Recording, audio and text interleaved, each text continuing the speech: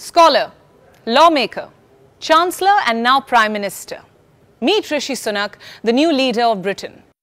He assumed office on the 25th of October and has been in the headlines ever since. There are reports on his beliefs, his policies, origins, his lifestyle, interests, habits, you name it. And there's a fat chance there's already a story on it. But how much of it is fact and how much fiction? For example, does he really belong to India? Is he really the youngest British Prime Minister ever? And is he really richer than King Charles himself? Well, the internet can't stop asking these questions, so we decided to help you out. Hello and welcome to Gravitas Plus. My name is Priyanka Sharma. And this is the story of Rishi Sunak, the 57th Prime Minister of the United Kingdom, the 3rd Prime Minister in 9 months, and the 5th Prime Minister in 6 years. Sunak is also a man of many firsts. He has broken many records surrounding the top job. To start with, he's the youngest Prime Minister with the fastest ride. At just 42 years of age, he's just a year younger than what Tony Blair was in 1997 or David Cameron when he assumed office in 2010. But is he the youngest ever in British history?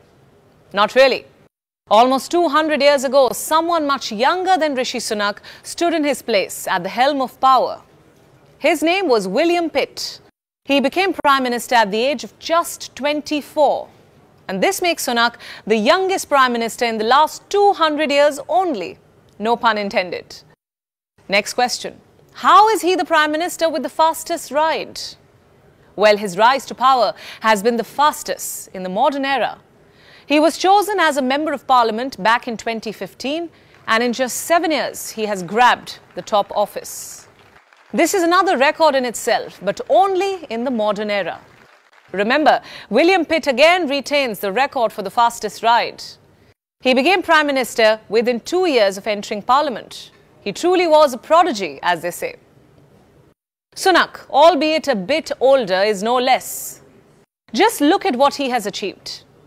He is the UK's first non-white Prime Minister, the first Prime Minister from Yorkshire, the first Prime Minister of colour, the first Prime Minister born to immigrants, the first British Asian Prime Minister, and the first Indian origin Prime Minister.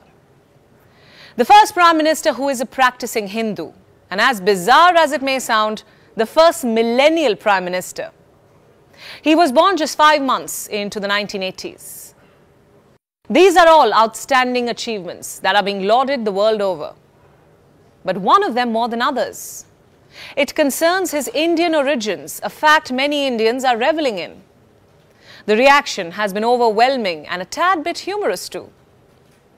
Some are posting memes showing slippers left by visitors outside 10 Downing Street. Some can't stop simpering at his seeming likeness to Ashish Nehra, the former Indian left-arm fast bowler. A common thread running in these memes is Indians being excited about Rishi Sunak being quote-unquote one of them. But is he really Indian? No. Sunak is a British citizen. He holds a British passport. He was born in Southampton, England. He was educated at the Winchester College, England, and achieved his degree from the Oxford University, England. So forgive me for killing the vibe, but even Freddie Mercury was more Indian than Rishi Sunak is. Yes, he may refer to himself as having Indian roots, but remember, that's pre-independence undivided India, not the India of today. His family was Punjabi Khatri, with roots in Gujranwala, a quaint town north of Lahore in present-day Pakistan. And that's not all. 10 years before India was partitioned, Sunak's grandparents moved to Kenya. In fact, his father was born in the capital Nairobi. He relocated to England only in 1966, where he married Usha Sunak, a daughter of Indian immigrants, who was born in Tanganyika, which later became a part of Tanzania. Now, if we go by Twitter terminology, we wonder what this makes him. Indian, Pakistani or East African? I'm sure the debate is not ending anytime soon. But the only respite for Indians is Sunak being a devout Hindu. In fact, immediately after assuming office, he held a Diwali celebration at 10 Downing. Not only that, after his first speech as Prime Minister, the paparazzi spotted a red thread on his wrist. A sacred thread known as kalava, which is used for ritualistic purposes.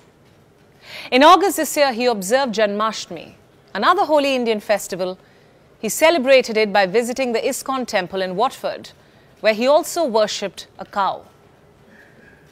And then in 2017, when he was elected to Parliament, he took his oath by swearing on the Bhagavad Gita, a sacred Hindu book. So to put it simply, Sunak has never concealed his religious identity. He has always worn his religion on his sleeve. He's Hindu and proud. You may be wondering, what does that have to do with him being the Prime Minister of the UK? Well, for Indians who were ruled by the British for 200 years, it's only poetic justice that a brown Hindu man is now running their country. But how did he get here? How did a son of immigrants secure the UK's top job? The short answer is merit. You see, Rishi Sunak is not your run-of-the-mill politician. He's a capable leader with a stellar track record. In fact, his heritage is of no concern to the average Briton. They favoured him on the basis of his skill and ability, not just in his political life, but also the many jobs he did previously. Even back in school, he had the reputation of being a perfectionist. He was a head boy, the first one from an Indian background. In interviews, his former classmates have said that they always expected Sunak to do something.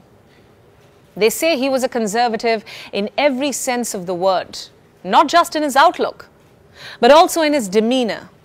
He was a practicing Hindu who avoided beef, a non-drinker who was not distracted by the allure of pubs, and a reasonable debater who always associated with the Tories. To add to this, Sunak took classes on the paths to power, a course intended to help students understand power and how to wield it effectively.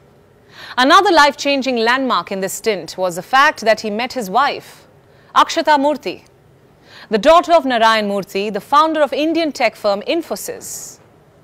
They were classmates at the time and were considered quite a power couple. In 2019, he became Chief Secretary to the Treasury. In 2020, he became the Chancellor of the Exchequer, and then in July 2022, he ran for the Tory leadership bid. And in October 2022, of course, he became Prime Minister. He was appointed to the post by King Charles. Interestingly, he may just be the first Prime Minister to be richer than Britain's monarch too. His estimated net worth, along with his wife, is somewhere around $830 million. Now that is more than double the estimated wealth of King Charles and Queen Consort Camilla. It's another matter, of course, that his wife Akshata Murthy's name surfaced in a tax arrangement scandal. Well, one would expect the matter to be settled now that he's Prime Minister. Which brings us to the most consequential question. What sort of a Prime Minister is he going to be? What changes is he going to bring to the UK? To start with, he's a man who means business. His first day in office saw him purge his conservative opponents from government. Not just that, he also mocked his predecessors with faint praise. He said Liz Truss had the right idea to improve Britain's economy, but she was not up to the job. His message to Boris Johnson was no less brutal. In an artful critique, he said that Johnson had become Britain's Prime Minister, not its President. As for himself, he said the mandate he secured was not a personal one and belonged to everyone who trusted him. Now, he can be excused for gloating a bit there. But you see, this self-confidence is infectious. And that is just what Britain needs right now. Remember, its economy is in the doldrums. A former head boy, banker, hedge fund manager, who studied in Silicon Valley and is married to the daughter of a business magnate, may just be what the Great Britain needs to come out of the great mess that it's currently in.